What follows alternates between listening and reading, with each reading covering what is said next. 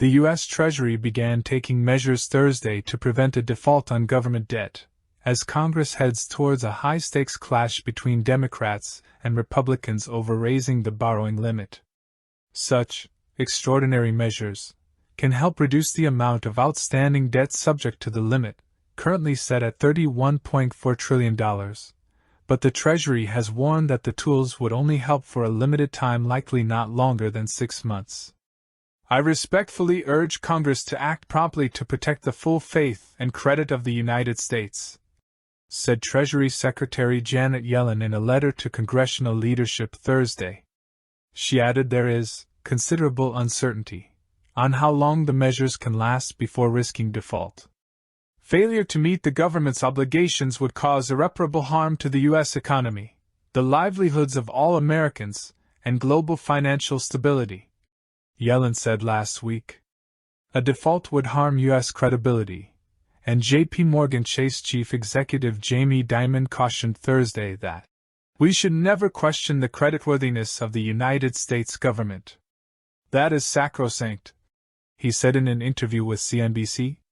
Risky and dangerous.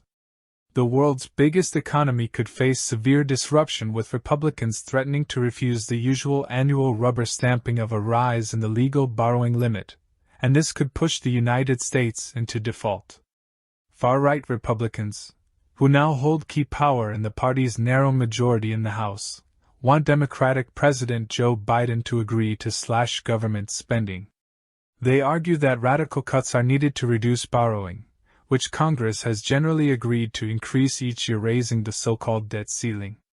Unchecked spending will have dire consequences, said Republican House Ways and Means Committee Chairman Jason Smith in a statement.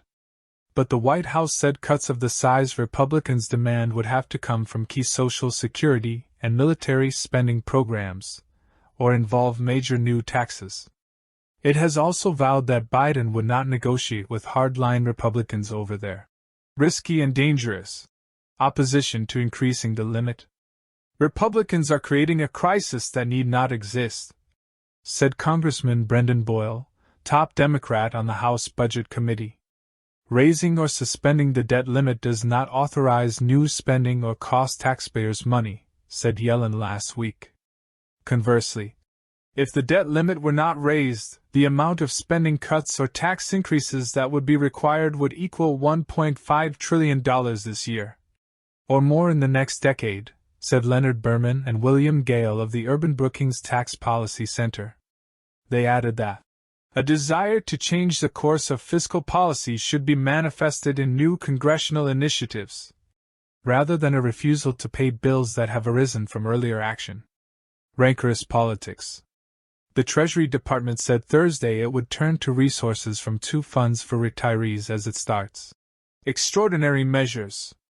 It will not fully invest a portion of the Civil Service Retirement and Disability Fund (CSRDF), with a debt issuance suspension period to last until early June.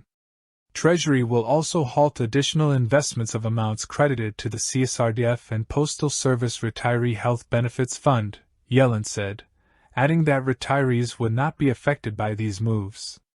As the debt ceiling is reached, Treasury will start to draw down its cash balances and turn to accounting techniques to allow the government to continue its functions, said Mickey Levy of Berenberg Capital Markets. But he believes the probability of a government default on its debt is close to zero.